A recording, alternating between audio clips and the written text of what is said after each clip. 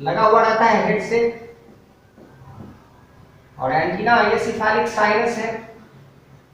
Cephalic means head region होता है, cephalic sinus.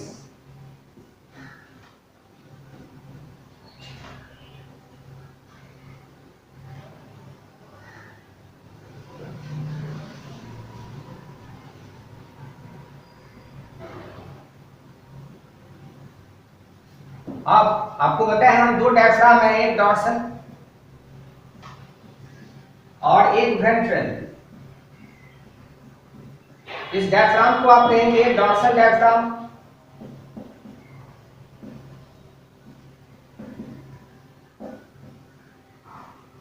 और ये डायफ्राम कहलाएगा वेंट्रल डायफ्राम।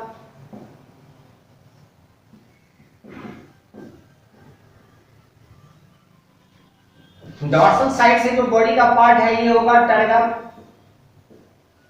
क्यूटिकल का लाइनिंग, और ये वेंट्रल साइड से जो होगा वो होगा स्टर्नम। ये चेम्बर जिसमें हम हार्ट दिखलाने जा रहे हैं ये है पेरिकार्डियल साइनस, पेरिकार्डियल साइनस। ये फर्स्ट चेम्बर है। सेकेंड चेम्बर जो है ये डॉर्सल और वेंट्रल डायफ्राम के बीच में ये है पेरिविसरल साइनस। पेरिविसरल साइनस में एलिमेंट्री कैनाल रहेगा जो भी आपको बता चुके हैं, और इसमें नर्व कॉर्ड रहेगा। वेंट्रल वाला में आपको मिलेगा नर्व कॉर्ड, और इसको कहेंगे third perineural sinus. Perineural sinus इसको बताया जाएगा। ये पेरिन्यूरल साइनस हो गया थर्ड के बीच। ये है फर्स्ट जिसमें हम हार्ट दिखला रहे हैं, इसलिए इसको अलग से लिखे हुए हैं। अब हार्ट के चेम्बर सबको हम दिखला रहे हैं ऐसे ऐसे।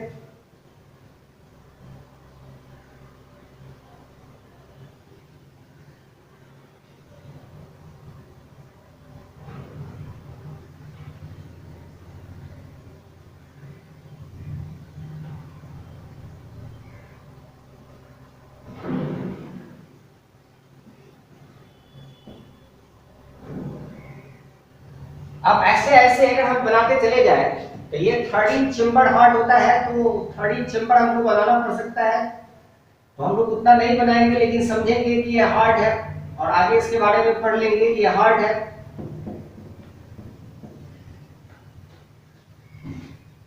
अब देखिए ये हार्ट मसल से जुड़ा हुआ रहता है, जो दोनों हार्ट वाले एरिया के जंक्शन पर ये डॉर्सल डायफ्राम से ऐसे लगा रहता है।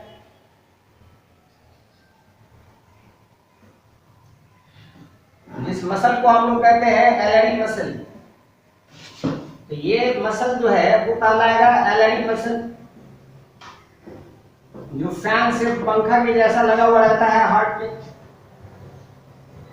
दोनों तरफ से होता है, हार्ट बीच में होता है, और दोनों साइड से ट्रायंगुलर स्ट्रक्चर होता है, बीच से होकर के हार्ट पास करता है।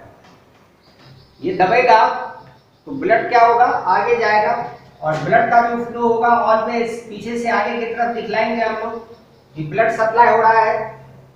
और हार्ट में जो वॉल्व लगा हुआ है जरा उसको देखिए, हार्ट के चेम्बर को हम लोग ऐसे दिखला रहे हैं।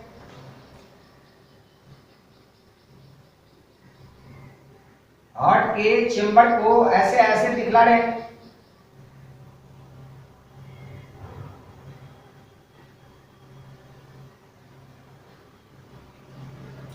ये जो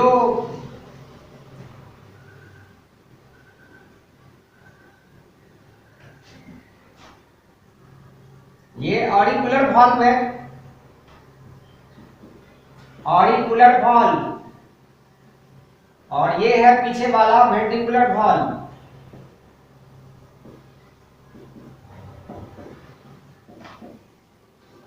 दो चेम्बर हम आपको हार्ट का दिखला रहे हैं, और दोनों चेम्बर के बीच में जो ओपनिंग है, इस ओपनिंग को आप कहेंगे ऑस्टिया। इस ओपनिंग का नाम क्या होगा, ऑस्टिया है। और ब्लड हमेशा ऑस्टिया होकर के एंट्री लेगा, ब्लड हमेशा जो ब्लड एंट्री ले लेगा तो ये क्या हो जाएगा, क्लोज हो जाएगा। अगर हम इसको ऐसे दिखला दें ऑरिकुलर बहुत क्लोज होगा, इसको ऐसे दिखलाएंगे क्लोज हो गया, जो ब्लड एंट्री दिया वो अब आगे जाएगा, पीछे नहीं जा सकता है। तो ब्लड का जो फ्लो होगा हमेशा बैकवर्ड साइड से ये फॉरवर्ड साइड में होगा, यानी हमेशा एंटीरियर आएगा, posterior anterior flow of blood होगा, जिसको आप हर जगह पर ऐसे करके दिखला सकते हैं कि ब्लड हमेशा पीछे से क्या हो रहा है, आगे आ रहा है। और ब्लड आगे कहाँ जमा होगा, सिफालिक साइनस में। और सिफालिक साइनस वाला जो ब्लड है वो एंटीना तक जाएगा और फिर एंटीना से वापस आएगा, ये एंटीना तक ब्लड सप्लाई होगा और फिर ब्लड सप्लाई एंटीना से वापस सिफालिक साइनस में आएगा। सिफालिक साइनस के पास इसको सिकुड़ाने और फैलाने के लिए पल्सेटरी वेसिकल यहां पर लगा रहता है, जो धड़कता रहता है हार्ट के जैसा, पल्सेटरी वेसिकल। अब देखिए हार्ट के बारे में हम आपको बता रहे हैं कि कॉकरोच में जो हार्ट है वो न्यूरोजेनिक होता है।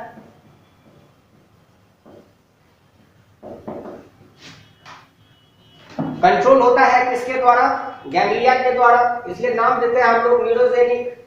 और ये 13 चेम्बर हार्ट है, 13 चेम्बर हार्ट।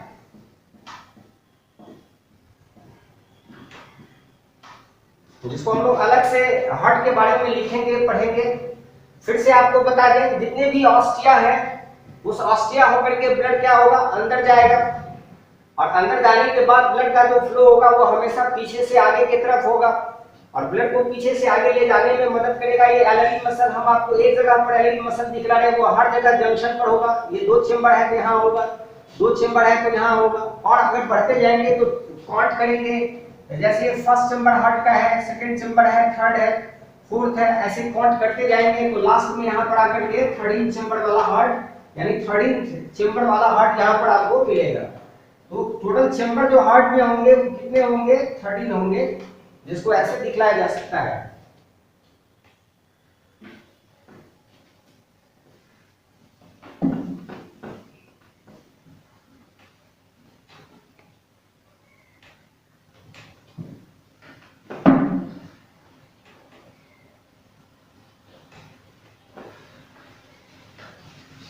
हम लोग ऐसे लिखेंगे, heart is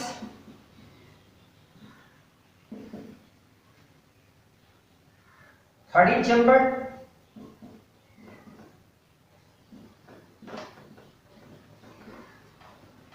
neurogenic,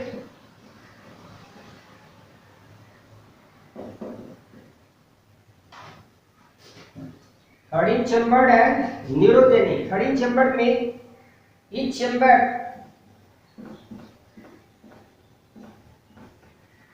itself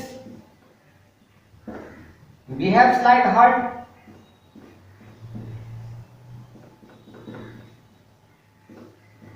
her chamber खुद एक हार्ट के जैसा काम करता है, सो कॉल्ड 13 हार्ट, और इसलिए इसको हम लोग 13 हार्ट के भी नाम से जानते हैं। अब है न्यूरोजेनिक, तो कहेंगे कंट्रोल्ड बाय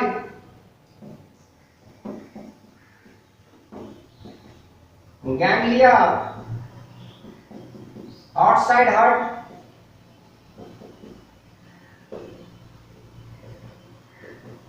गैंग्लिया का मतलब नर्व से है,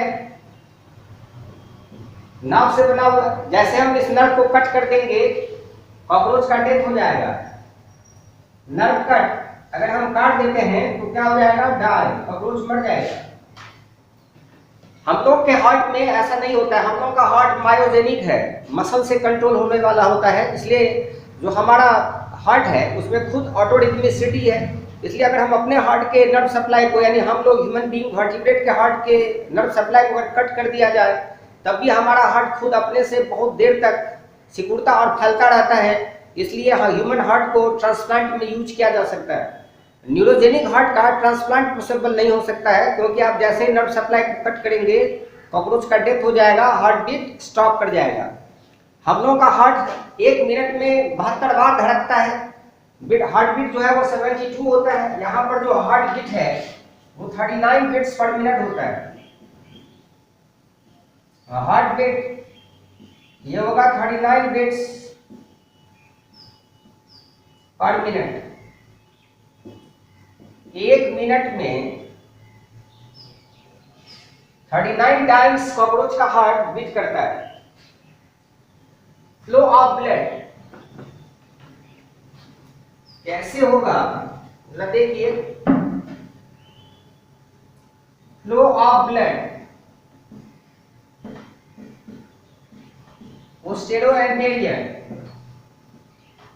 पोस्टीरियर साइड से एंटीरियर साइड की तरफ होगा।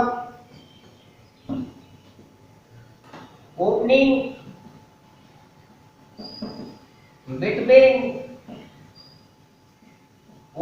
between the two heart chamber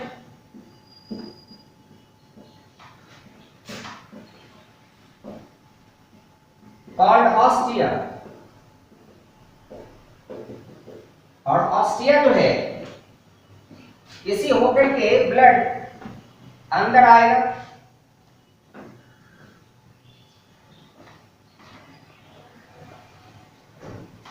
होगा क्या कि जो डॉर्सल डायफ्राम है वो थोड़ा सा नीचे डाउनवर्ड जैसे ही आएगा तो पेरीविसल एरिया में और पेरीन्यूरल एरिया में प्रेशर बढ़ेगा और ब्लड चला जाएगा पेरिकार्डियल वाले एरिया में, अभी पेरिकार्डियल साइनस में। तो हम ऐसे लिख रहे हैं, देखिए डॉर्सल डायफ्राम, ये जो डॉर्सल डायफ्राम आपको दिख रहा है इसमें छेद है। डॉर्सल डायफ्राम में क्या होगा, कॉन्ट्रैक्शन। जैसे ही इसमें कॉन्ट्रैक्शन होगा ये डाउनवर्ड आएगा,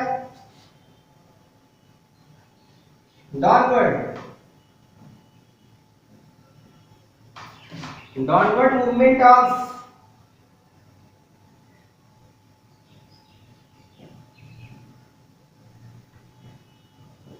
dorsal diaphragm.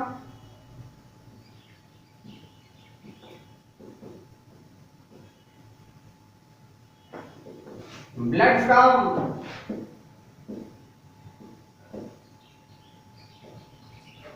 perivisceral and perineural sinus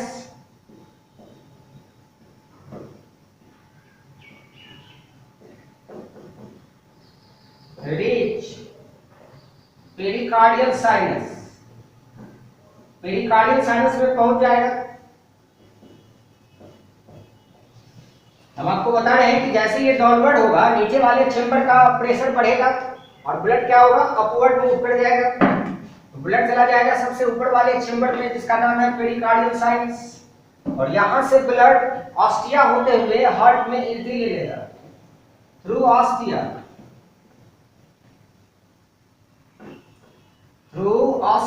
ostia होकर के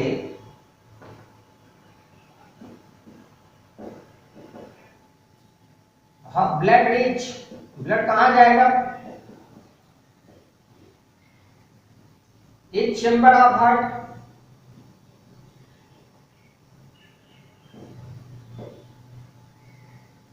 जैसे ही ब्लड हार्ट चेंबर में आ जाएगा, ब्लड इन हार्ट चेंबर,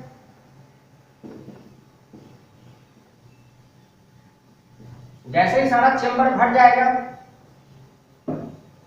इसके बाद एलआरई मसल कॉन्ट्रैक्ट करेगा। जितने भी एलआरई मसल होंगे हर जंक्शन पर आपको बताया है कि एलआरई मसल होगा 12 पेयर्स एलआरई मसल्स। ये जो एलआरई मसल है ये 12 पेयर्स होगा।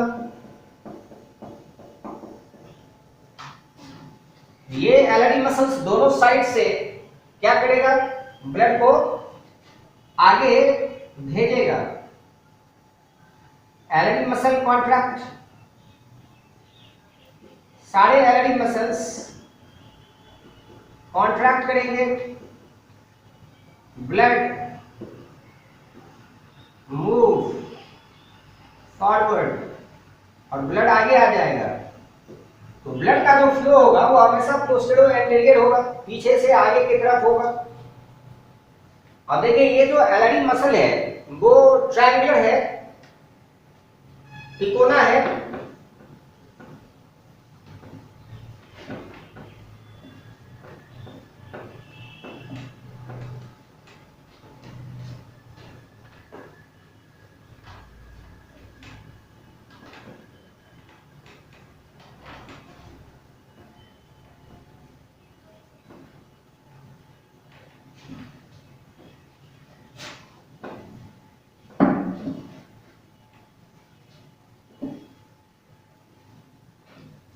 एलरी मसल्स,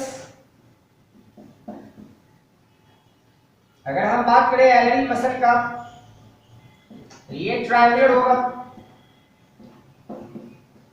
और इसका ब्रॉडेड एंड जो होगा, नीचे वाला चौड़ा भाग, वो अटैच टू डॉर्सल डायफ्राम से जुड़ा हुआ रहेगा। एंड नैरोअर एंड, जो पतला वाला एंड है ऊपर की तरफ, नैरोअर एंड जो होगा वो अटैच टू टर्गा, किससे जुड़ा रहेगा? तो क्या आंसर होगा? टर्गा से जुड़ा हुआ रहेगा। और इसी के कॉन्ट्रैक्शन के कारण ब्लड का जो फ्लो है वो पोस्टेरो एंटीरियर होगा। पल्सेटाइल वेसिकल जो आपको एंटीना के बेस पर बताए हैं, वो एक्सेसरी हार्ट के जैसा काम करता है। Pulsatory vesicle at the base of antenna, जो डायग्राम में दिखाया जा चुका है, एक्ट्स एज एक्सेसरी हार्ट के जैसा वो काम करता है।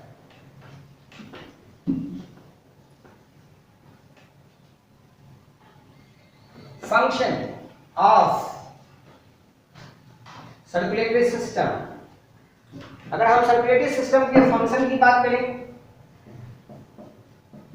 फंक्शन ऑफ सर्कुलेटरी सिस्टम क्या क्या काम है?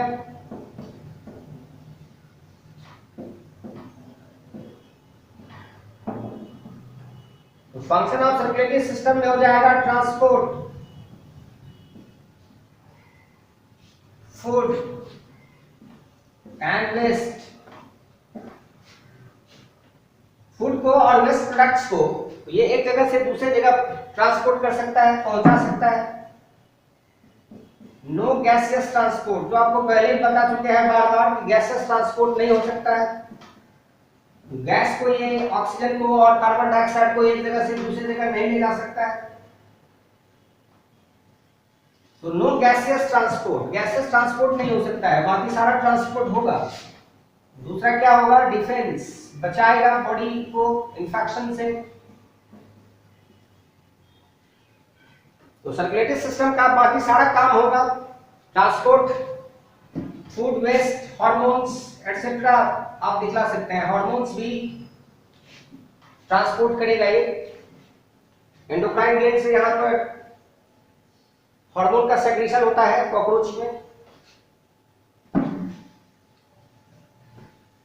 इसीलिए ट्रैकियल सिस्टम होते हैं, क्योंकि ब्लड के द्वारा गैसेस ट्रांसपोर्ट नहीं होता है। जैसे आपके एग्जाम में क्वेश्चन आ जाए कि कॉकरोच में ट्रैकियल सिस्टम क्यों डेवलप हुआ, तो आंसर है कॉकरोच में ट्रैकियल सिस्टम इसलिए डेवलप हुआ क्योंकि कॉकरोच के ब्लड कलरलेस होते हैं और वो हीमोलिम्फ कहलाता है, आरबीसी हीमोग्लोबिन के एब्सेंस होने के कारण ये गैसेस ट्रांसपोर्ट नहीं करता है।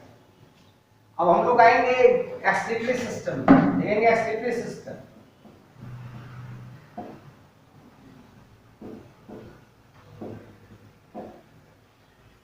कॉकरोच का एक्सक्रीटरी सिस्टम जो होगा वो एक्सक्रीटरी ऑर्गन पर निर्भर करेगा। देखिए इसका एक्सक्रीटरी ऑर्गन जो है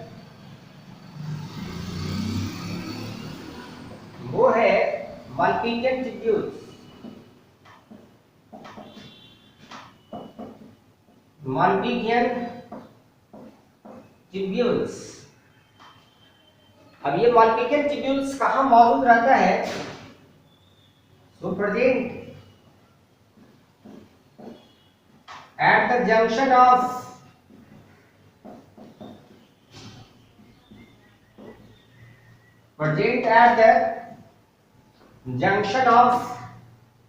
midgut, present at the junction of midgut and hindgut, midgut और hindgut के जंक्शन पर होता है। आपको बताया थे हम कि ये मिडगट है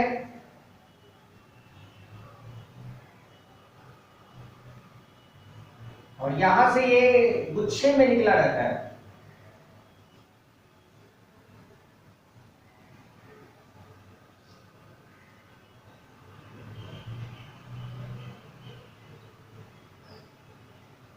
ये है मिडगट, क्योंकि ये ऐसे डायरेक्शन देंगे।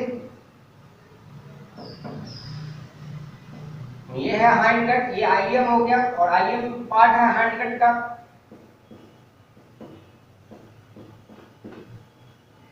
और ये जो हेड लाइक स्ट्रक्चर आपको दिखला रहे हैं, ये हीमोलिम्फ में फ्लॉट करता रहता है। हीमोलिम्फ जो ब्लड है उसमें ये फ्लोट करेगा, हीमोलिम्फ में ये फ्लोट करेगा। मालपीजियन ट्यूब्यूल, मालपीजियन ट्यूब्यूल, ये मालपीजियन ट्यूब्यूल्स येलो कलर के होंगे।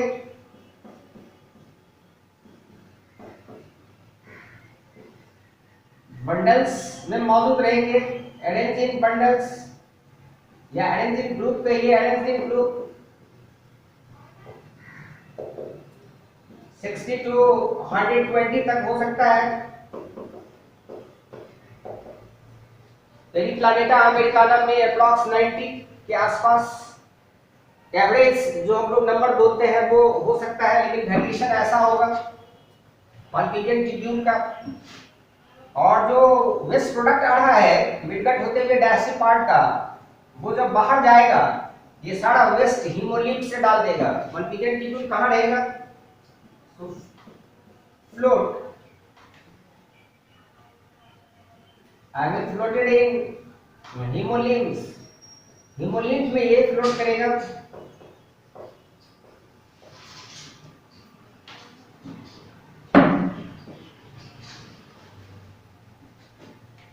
चारों तरफ ब्लड है जिसमें ये मालपीजियन ट्यूब्यूल्स फैला हुआ है।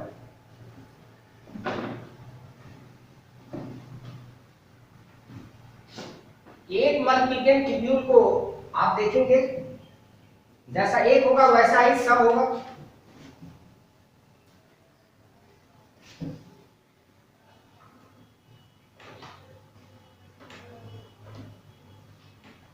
अगर हम माइक्रोस्कोपिक व्यू में एक मालपीजियन ट्यूब्यूल्स को अगर देखें तो एक मालपीजियन ट्यूब्यूल पर हम फोकस किए हैं, ये मिडगट है और ये हाइंडगट है।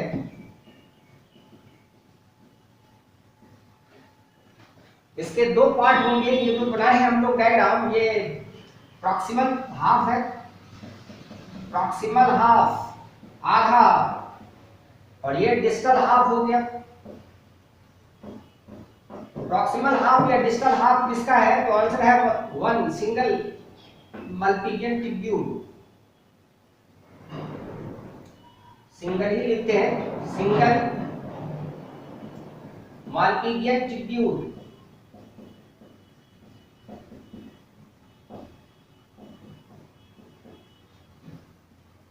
आपको पहले से बताया जा चुका है कि ये जो फ्लोट करता है वो कहां पर? तो हीमोलिम्फ में। तो ये हीमोलिम्फ है, हीमोलिम्फ का मीन्स यहां पर ब्लड से। अब ब्लड में वाटर होगा, CO2 होगा एंड सोडियम पोटेशियम यूरेट होगा, सोडियम यूरेट, पोटेशियम यूरेट, ये सब डिस्टल हाफ में एंट्री ले लेगा, सब आ जाएगा डिस्टल हाफ में। यानी अंदर कौन कौन आ गया? H2O आ गया, CO2 आ गया, सोडियम यूरेट आ गया और पोटेशियम यूरेट आ गया, सब अंदर आ गया। ये सब आपस में रिएक्ट करके इस प्रॉक्सिमल पार्ट में आकर के ये चेंज हो जाएगा सोडियम बाइकार्बोनेट में NaHCO3, KHCO3, वाटर कुछ रहेगा ही, और इसके अलावे यूरिक एसिड बन करके तैयार होगा, यूरिक एसिड। अब ये वाटर फिर से रिटर्न होकर के चला जाएगा हीमोलिम्फ में, रीअब्जॉर्प्शन जिसको कहते हैं, रीअब्जॉर्प्शन हो गया। रीअब्जॉर्प्शन हो गया किसका? वाटर का, और वाटर के साथ दोनों बाइकार्बोनेट का, बाइकार्बोनेट भी चला गया, NaHCO3, KHCO3 सब वापस चला गया। केवल यूरिक एसिड बाहर आ रहा है, तो आप जानते हैं कि ये मिडगट है, तो आगे फोरगट होगा, फोरगट मिडगट होते हुए क्या आएगा, फीकल मैटर।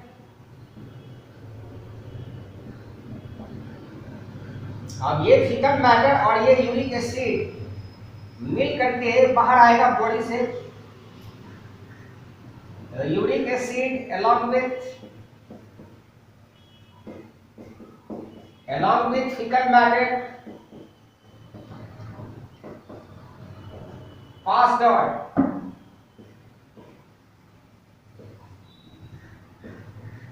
फीकल मैटर के साथ क्या हो जाएगा, बाहर आ जाएगा, और इसलिए आप कॉकरोच को कहेंगे यूरिकोटेलिक। सो रिमेंबर, जो animal excretory product uric acid के रूप में त्याग देगा, बाहर निकाल देगा, आप उसको कहेंगे यूरिकोटेलिक। कॉकरोच में ऐसा हो रहा है, इसलिए आप कॉकरोच को कहेंगे यूरिकोटेलिक।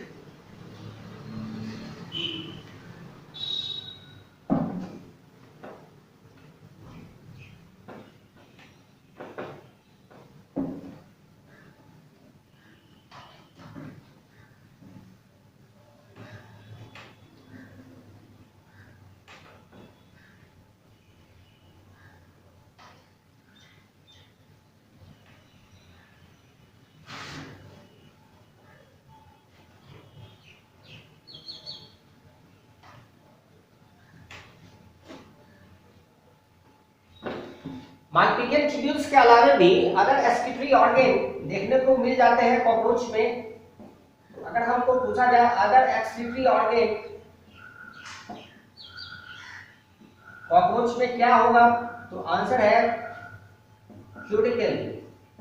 होता क्या है कि क्यूटिकल जो बॉडी का सबसे बाहरी एक्सोस्केलेटन बनाता है, तो मेटाबॉलिक वेस्ट जो होते हैं वो क्यूटिकल के नीचे आ जाता है। और याद होगा कॉकरोच बार बार अपने क्यूटिकल को हटाता रहता है बॉडी पर से, जिसको हम लोग बोलते हैं मॉल्टिंग या एक्डाइसिस। जैसे ही पुराना वाला क्यूटिकल हटेगा, नीचे से नया क्यूटिकल आएगा, तो पहला वाला क्यूटिकल के बीच में जो वेस्ट था, मतलब पहले वाले क्यूटिकल के नीचे जो वेस्ट था, अब नीचे से उस वेस्ट के नीचे से नया क्यूटिकल बना।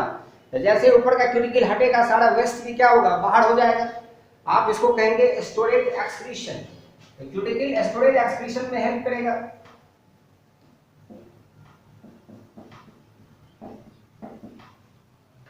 सेकेंड है नेफ्रोसाइट्स। नेफ्रोसाइट्स हार्ट के चारों ओर होते हैं, अराउंड हार्ट, और ये भी स्टोरेज एक्सक्रीशन में मदद करता है। Third, fat body. कॉकरोच का जो ब्लड है वो फैट बॉडी से भरा हुआ रहता है, व्हाइट कलर का फैट बॉडी होता है, और ये भी स्टोरेज एक्सक्रीशन में मदद करता है इन ब्लड और हीमोलिम्स।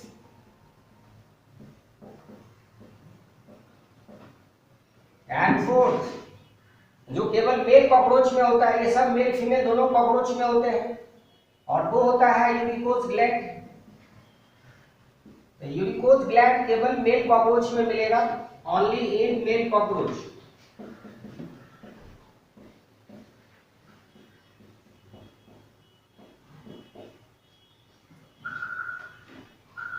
अब हम लोग नर्वस सिस्टम के बारे में पढ़ेंगे।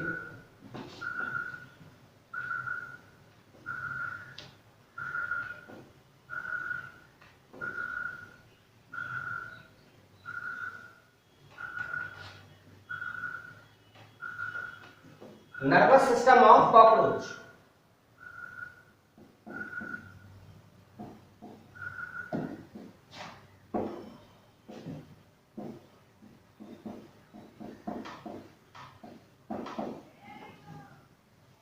कॉकरोच की अगर हम नर्वस सिस्टम की अगर बात करें, तो नर्वस सिस्टम इसमें 3 होंगे।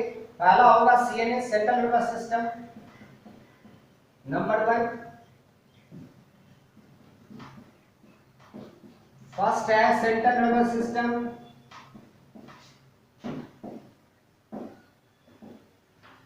सेकंड है पेरिफेरल नर्वस सिस्टम, पीएनएस,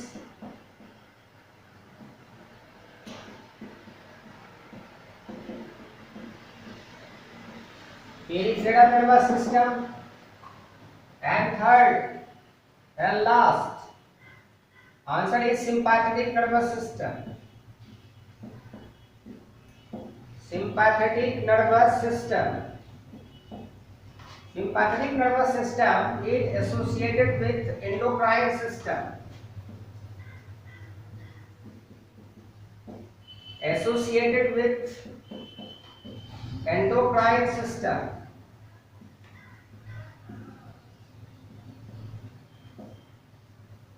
फिर जब आप एनिमल किंगडम पढ़ते हैं तो वहां पर आपको बताया जाता है कि पहला जो एंडोक्राइन ऑर्गन है वो फर्स्ट टाइम किस एनिमल में अपीयर हुआ, तो आंसर है आर्थ्रोपोडा में पहली बार ये एंडोक्राइन सिस्टम आया और ये नर्वस सिस्टम के साथ मिलकर बनाया न्यूरो एंडोक्राइन सिस्टम।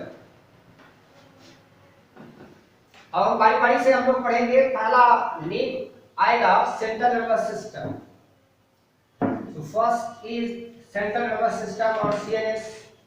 अब देखिए सीएनएस कैसे बना हुआ है। सीएनएस को अगर देखेंगे तो इसमें ब्रेन होगा, ये पार्ट ब्रेन है।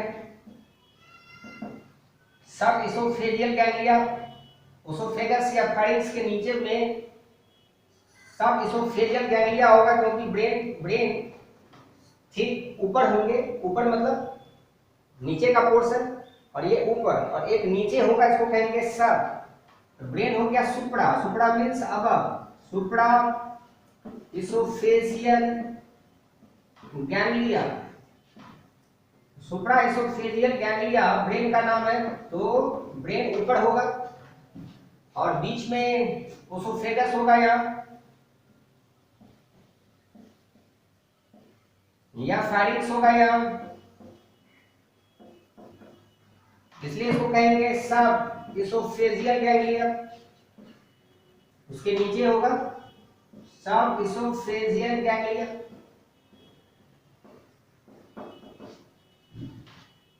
ये ब्रेन और इसोफेजियल गैंग्लिया एक दूसरे से कनेक्टेड होंगे, जिसको कहेंगे हम लोग सर्कम, क्योंकि सर्कम मींस अराउंड, जो इसोफेगस के चारों ओर से इसको जोड़ देगा, तो नाम होगा सर्कम। इसोफेजियल जोड़ रहा है, इसलिए नाम क्या होगा, कनेक्टिव। Circum oesophageal connective. अब यहां से नर्व कॉर्ड गुजरेगा। नर्व कॉर्ड दो होते हैं, वेंट्रल साइड से होते हैं नर्व कॉर्ड, ये होते हैं डबल वेंट्रल सॉलिड, दो होते हैं, वेंट्रल साइड से होते हैं। आपको याद होगा पेरिन्यूरल साइनस दिखलाई दे वेंट्रल साइड से, और ये अंदर से सॉलिड होते हैं, इसलिए